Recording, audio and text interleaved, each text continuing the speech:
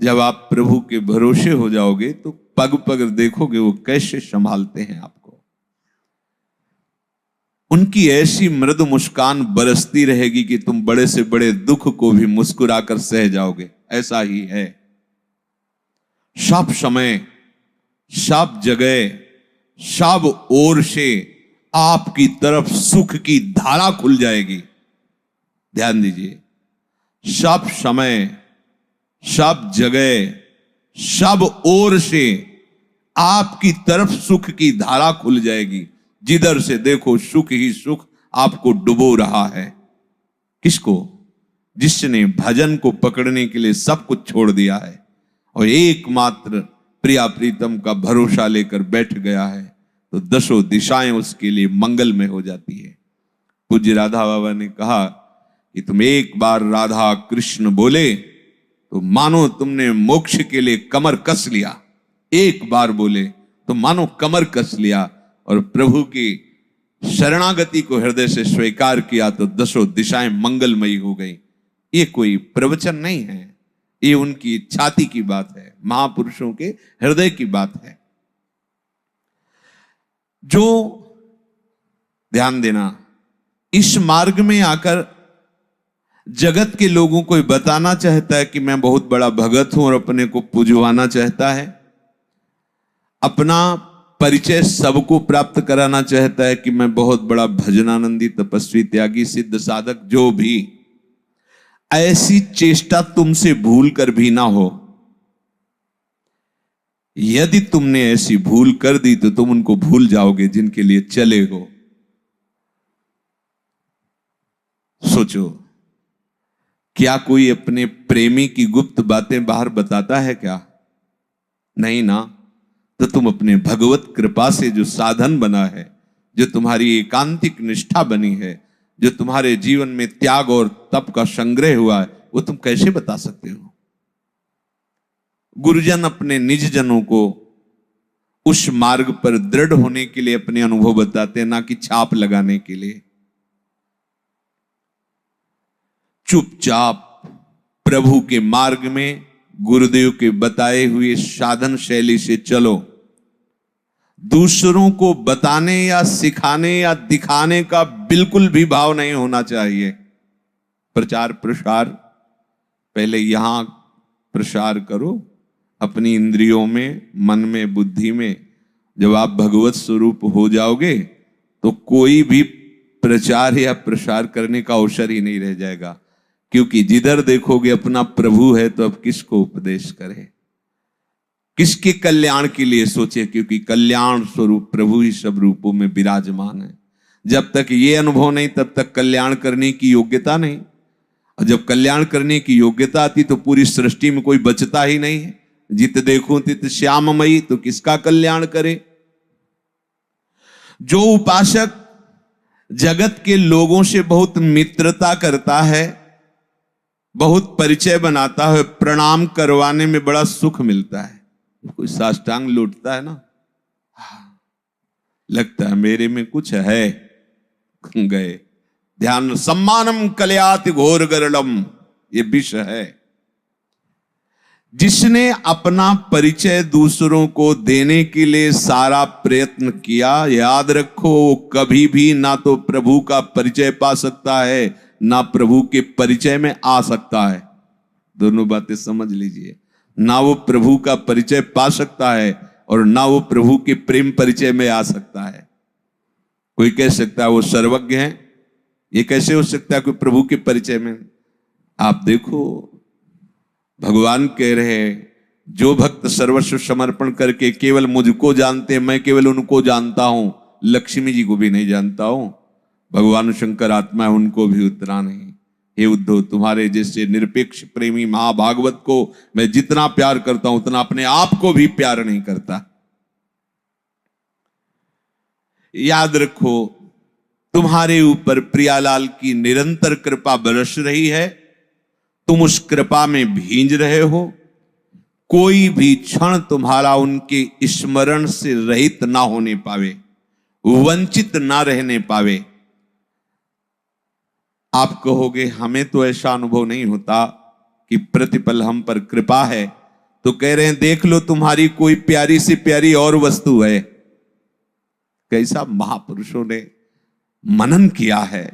यदि तुम्हें शरणागति प्राप्त होने पर, भगवत मार्ग में आने पर अभी ऐसा अनुभव नहीं हो रहा कि हमारे ऊपर प्रियाजू की कृपा बरस रही, बरसंत में वो शहजाद बुद्ध सौख्य धाराम, तो कोई प्यारी वस्तु है, कोई प्यारा है तुम्हारा, देखो अंदर से उस प्यारी सी प्यारी वस्तु को, उस प्यारे से प्यारे संबंध को प्यारी जू और प्यारे जू से जोड़ो, अभी अनुभव हो जाएगा बरसंत में वो सहजाद बुद्ध सौख्य धाराम। वो तुम पर कृपा कर रहे हैं, पल पल तुम्हें संभाल रहे हैं। सचमुच सचमुच तुम्हें मालूम नहीं वो कब से तुम्हें प्यार कर रहे हैं, तुम्हें मालूम नहीं वो तुम्हें अपनी गोद में रखे हुए हैं।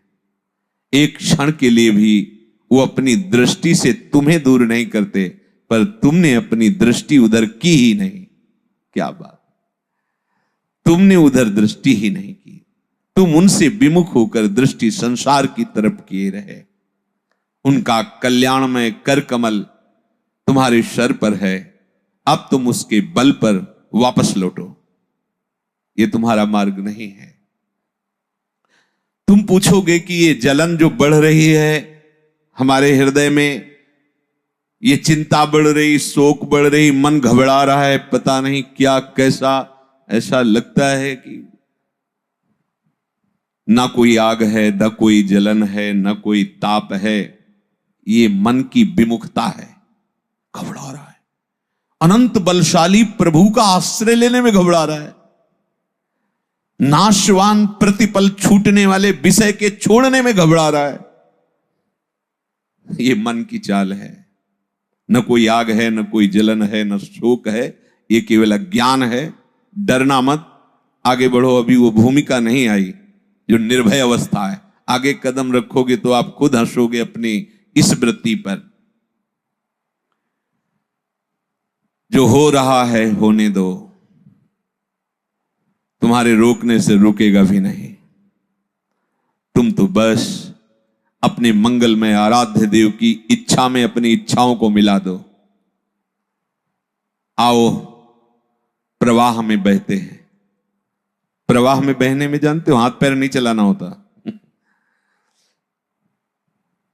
सत्प्रेम सिंधु मकरंद रसौघ धारा, अब इस धारा के प्रवाह में बहो।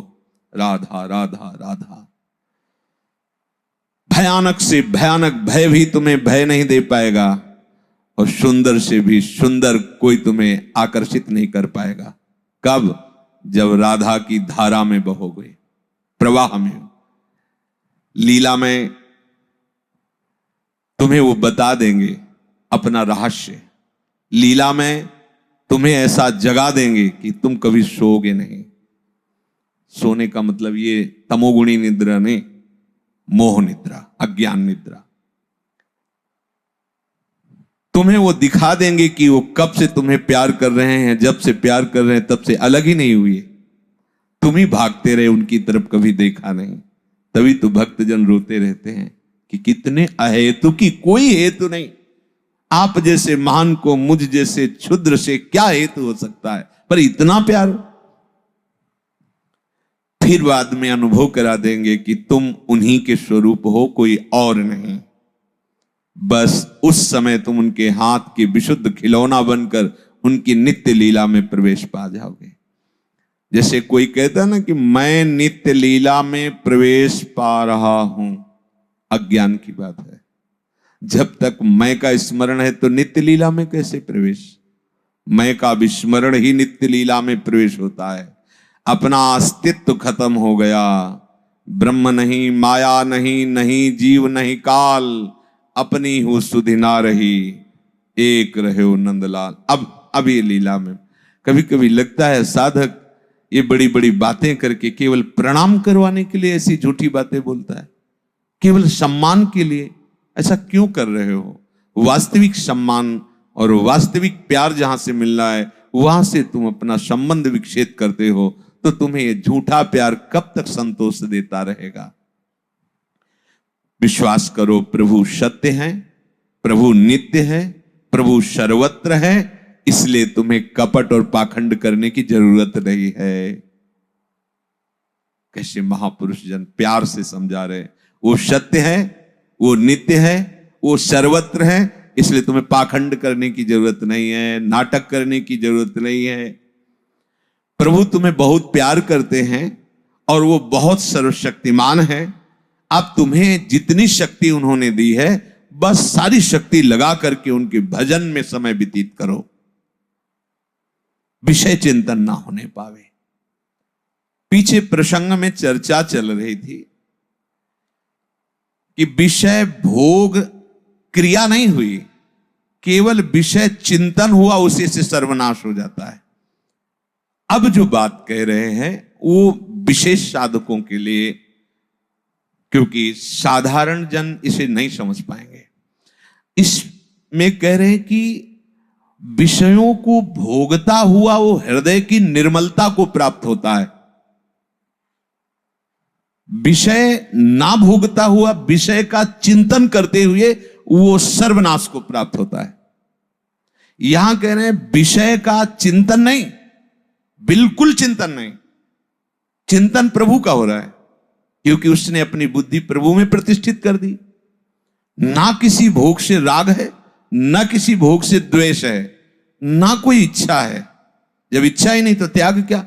अब भगवत विधान से जो उसके सामने आता है, उस भोग को वो भगवत प्रसाद रूप भोगता है, प्रतिपल उसका अंतःकरण निर्मल होता चला जाता है।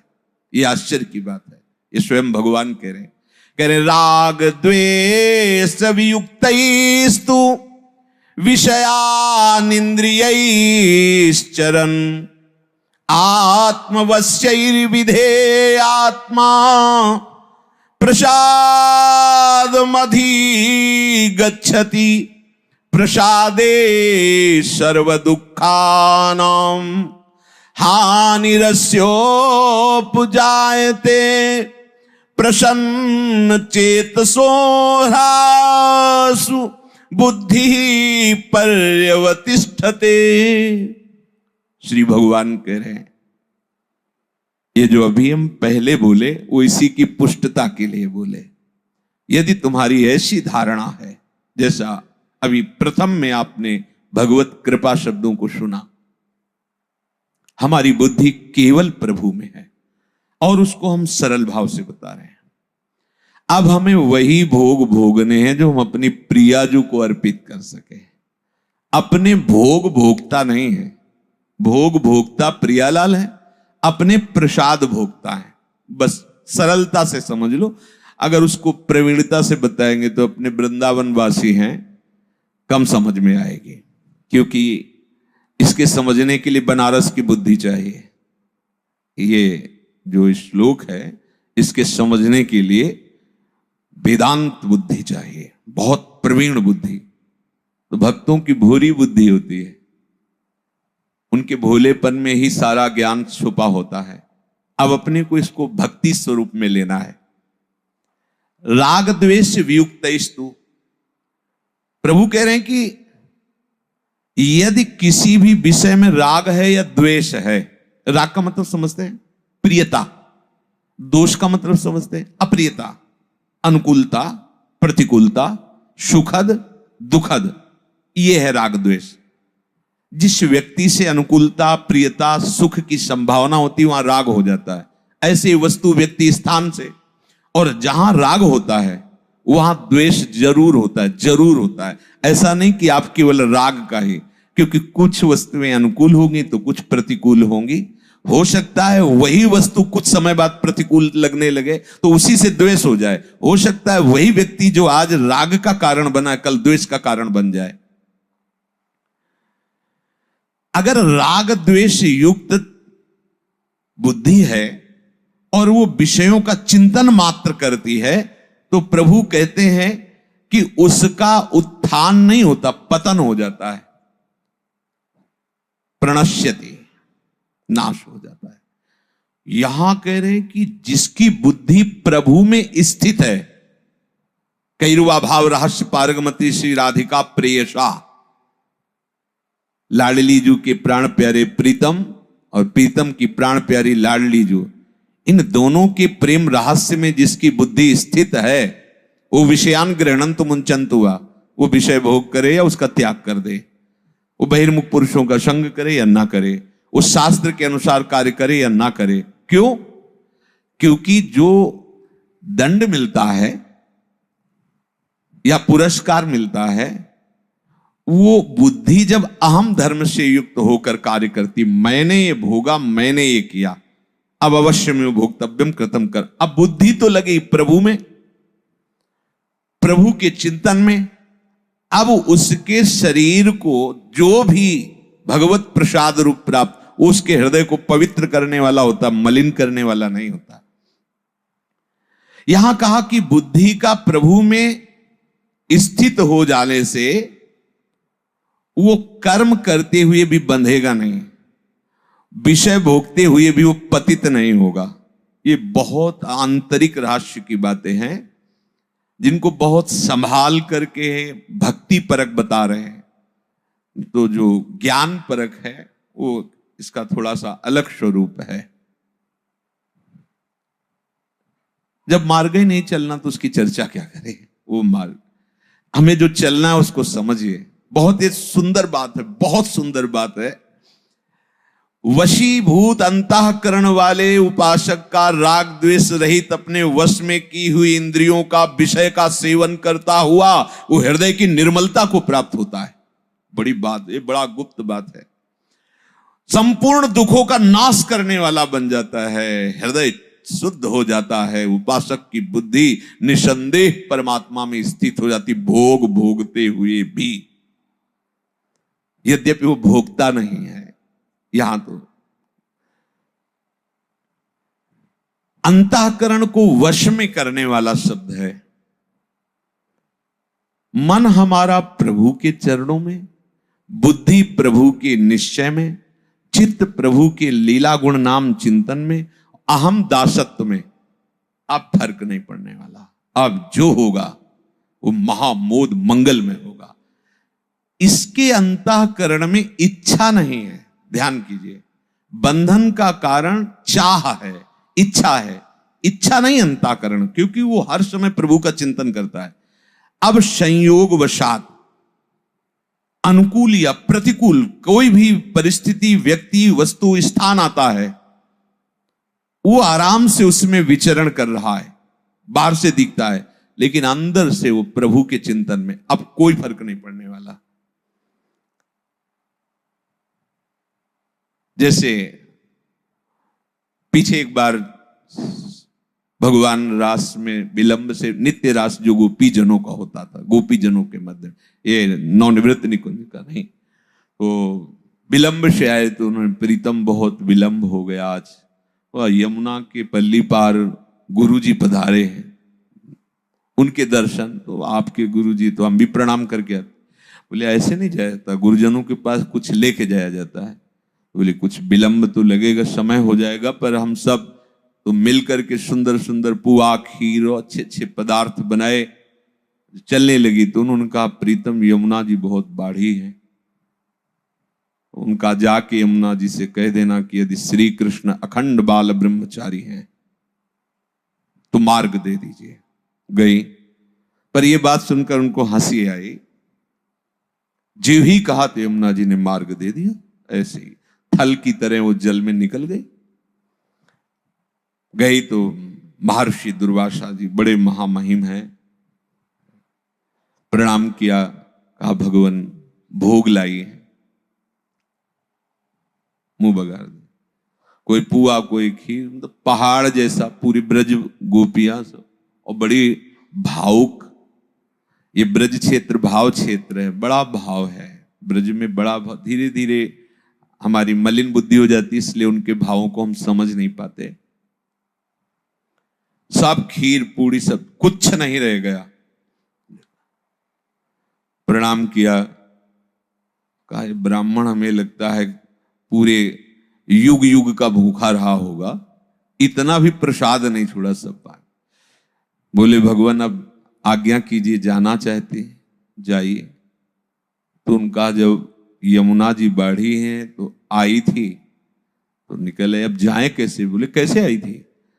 प्रभु ने कहा था कह देना कि श्री कृष्ण अखंड बाल ब्रह्मचारी हो तो मार्ग दे दो। तो यमुना जी ने मार्ग, तो बोले बोल देना यमुना जी से कि यदि दुर्वासा जीवन में अपनी रसेंद्री में दूब के रस के सिवा कुछ रखा ना हो तो मार्ग दे दो।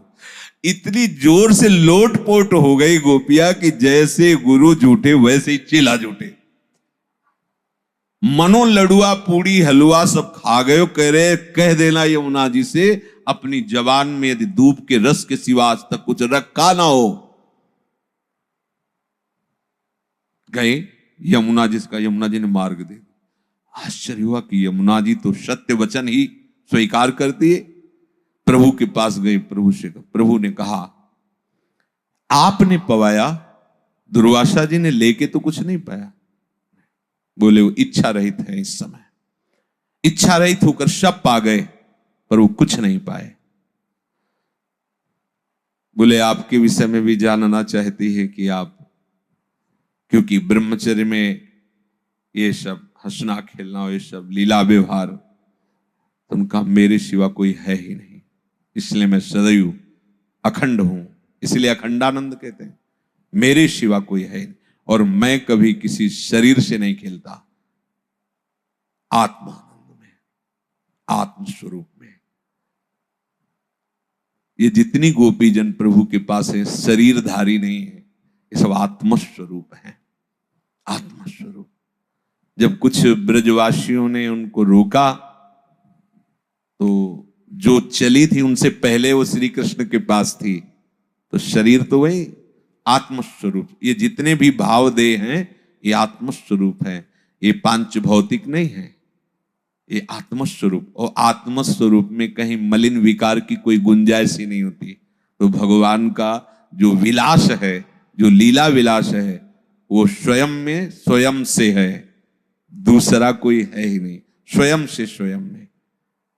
वो जब तक उस ऊंचाई पे बुद्धि नहीं होती तब तक उन्हें, हम देखते हैं गोपी और श्री कृष्ण, हम देखते हैं वृंदावन कुंज निकुंज, बहुत कुछ नहीं है, एक ही वही प्रेम स्वरूप प्रभु वृंदावन बन करके, वही प्रेम स्वरूप प्रभु कुंज निकुंजे बनकर, वही प्रेम स्वरूप प्रभु ये सब रसिक के हृदय में रस स्वरूप बनकर अपने आप से अपने आप में स्वप्रतिबिंब विभ्रमा। जैसे छोटा बालक कांच के मंदिर में अपने बहुत से चित्रों को देखकर खेलता है, प्रतिबिंब को देखकर, ऐसे प्रभु का विलास चल रहा है। यही प्रश्न परीक्षित जी ने किया था, तो प्रभु ने, श्री सुखदेव मुनि ने, गोपी नाम च तत्पति नाम च सर्वेशाम में उच्च, गोपियों के, उनके पतियों के और समस्त देहधारियों के जो आत्मा है वो अपने आप से अपने आप में खेल रहे। बस यही समझना है कि जब ये स्थिति प्राप्त होती कि चित्त, मन, बुद्धि और अहम प्रभु में समर्पित हो गया, तो वो विषयों में विचरता हुआ भी निर्विषय है। और एक विषयों का त्यागी राग भाव से विषय चिंतन करता है तो भ्रष्ट हो जाता है, उसे नष्ट कहा गया। स्मृति भ्रंशा बुद्धिनाशो बुद्धिनाशात् प्रणश्यति। और एक जिसकी बुद्धि प्रभु में अचल हो चुकी है, वो विषयों में विचरण करता हुआ भी निर्मलता को प्राप्त होता है। आत्मवश्य ही राग द्वेष वियुक्त ही इंद्रिय। उपासक का मन प्रभु में लगा होता है, इंद्रियां प्रभु में लगी होती हैं, ऐसा समझो। जैसे आपको सुंदर सुंदर भोग सामग्री सब समर्पित की जाए, जो जो भी जाओ उस कमरे में सब भोग सामग्री, जो भोगना चाहो भोगो, इसके बाद तुम्हें फांसी दे दी जाएगी। अब बताना किसी भोग का स्वाद, किसी भोग का स्वाद भयवश तुम नहीं ले पाओगे, क्योंकि तुम्हें हर भोग में फांसी का फंदा नजर आएगा। भयानक क्लेश देने वाला हर भोग लगेगा, क्योंकि अभी अभी फांसी दी जाएगी। एक भय है ये, जो भोगों का राग नष्ट कर दिया, मृत्यु का भय। और वो अमृत पद परम प्रेम स्वरूप प्रभु में मन लग गया, अब उसे कोई भोग रुचेगा, कुछ अच्छा लगेगा, बस रुचना नहीं है, विचरण कर रहा है, कोई फर्क नहीं पड़ता। राग रख के, इच्छा रख के जिस पदार्थ, वस्तु, व्यक्ति का आप सेवन करेंगे वही आपके बंधन और पतन का कारण है।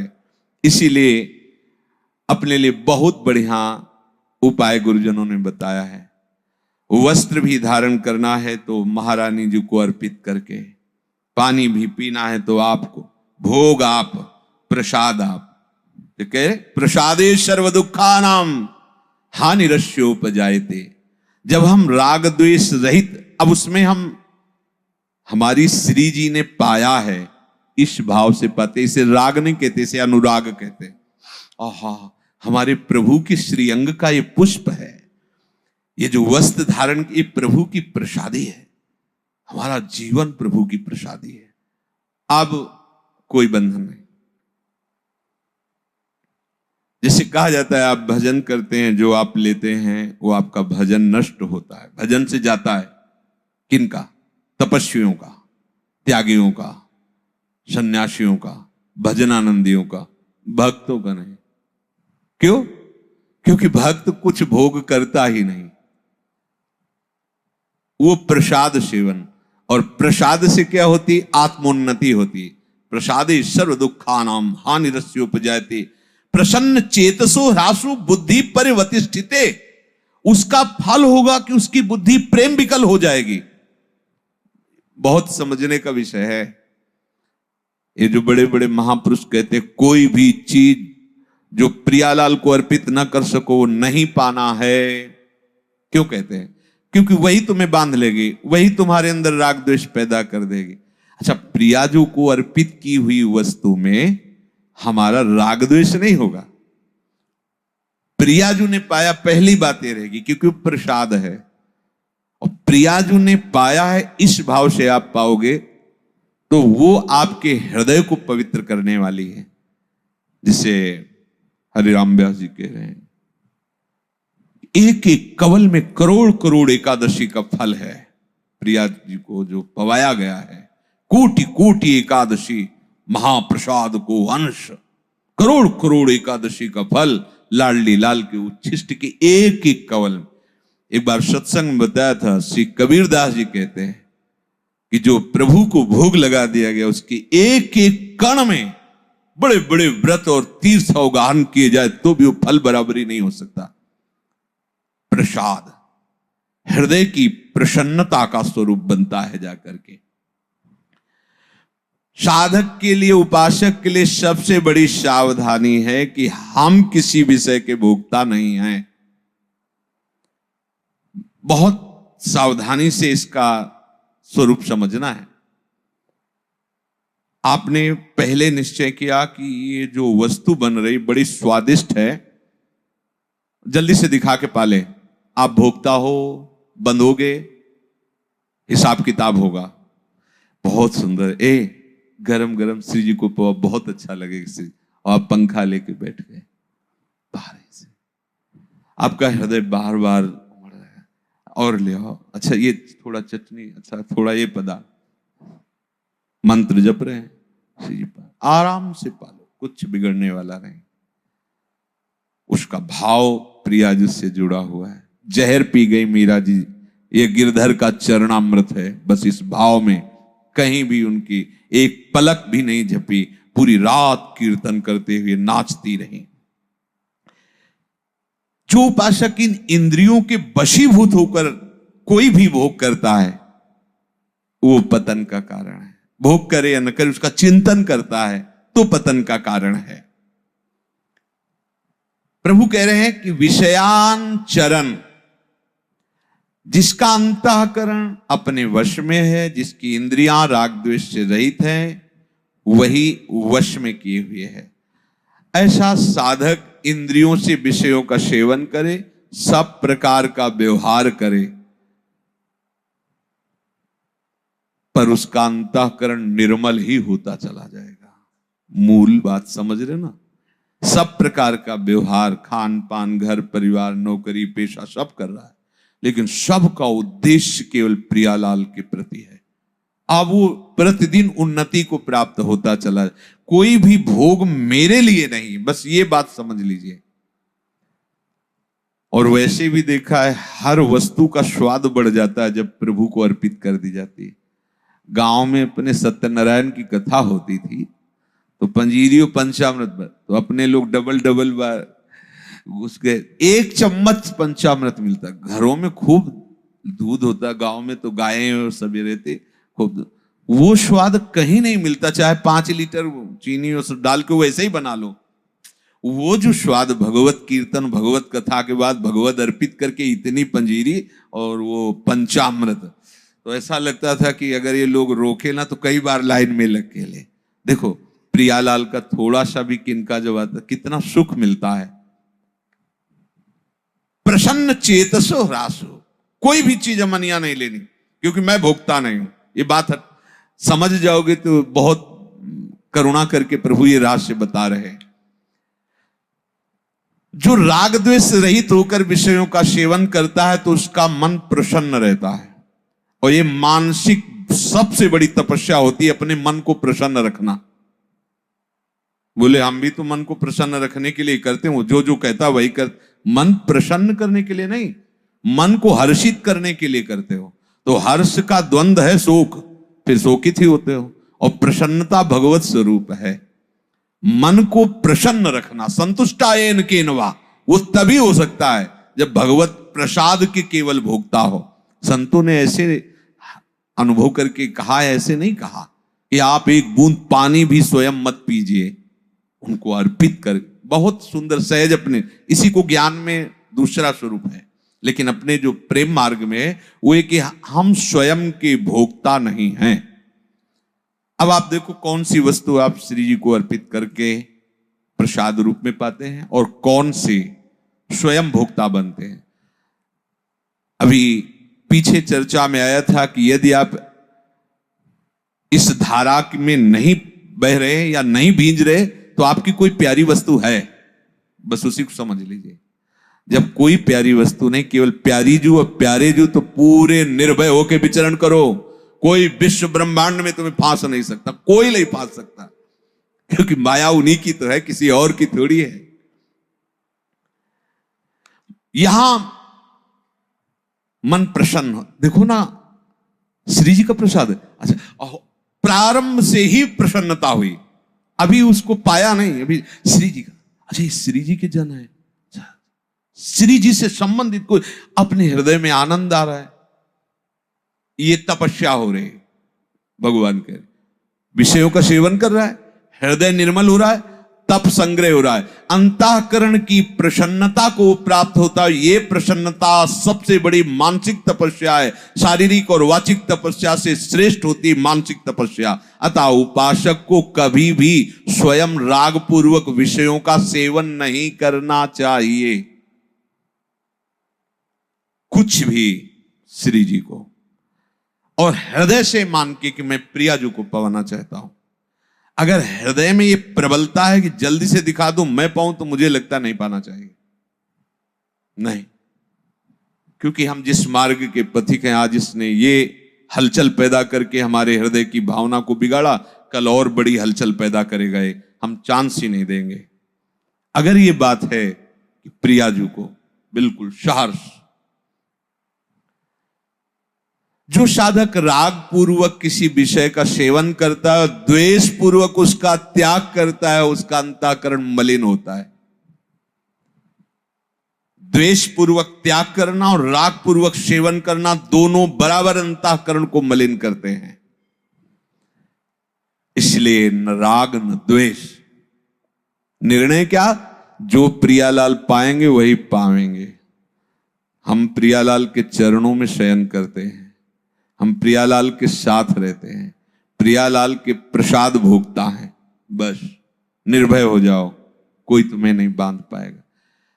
देखा है एक अचला भी पहले धो करके, फिर रज में ऐसे करके, फिर श्री जी के चरणों पे रख के फिर सेवन करते। महापुरुषों को देखो, एक कुछ भी अगर अपने को सेवन करना है तो हमने देखा पहले उसे धोना, तो ऐसे रज में ऐसे करके ऐसे रख के और फिर श्री जी के सामने रख के, पहले रजरानी परम पवित्र, अब वो श्री जी के, अब वो प्रसाद स्वरूप लेके, जैसे कोई ऐसे तो फिर गुरु चरणों के सामने भावना करके उनको लंगोटी आदि वस्त्र, कुछ भी मन यहाँ नहीं। वैसे सिद्धांत भी है, वैष्णव सिद्धांत भी है, तुम्हें निवेदित भोजन करे, जितना भी पट प्रसाद इस स्वरूप ही धारण करे, कोई भी अमनिया चीज नहीं, आप बंधन मुक्त हो जाओगे। क्योंकि जो ज्ञान का मार्ग है वो थोड़ा अलग है। यहां वो देखता ही नहीं अपने में, वो आत्मस्वरूप में गुणानुगुण वर्तनते, बिल्कुल कहीं भी वो, तभी 5वें अध्याय में गीता जी में भोगता हुआ, देखता हुआ, सूंघता हुआ, करता हुआ भी कहीं नहीं बंधता, क्योंकि हर समय वो अलग क्षेत्र है। यहां ऐसे वही जो आत्मानंद है वही हमारे प्रिय प्रीतम है, यहां ऐसे है जो भी इनसे और जो इनको नहीं वो अपने को नहीं।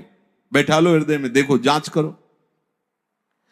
जो प्रसादे सर्व दुखानाम हानिरस्योपजायते, जो राग द्वेष रहित होकर भगवत प्रसाद का सेवन करता है उसे समस्त दुखों को कभी नहीं भोगना पड़ता। समस्त शब्द इसलिए आ गया, पीछे संचित कर्म, आगे क्रियमाण कर्म और वर्तमान का प्रारब्ध, उसे भोगना नहीं पड़ता।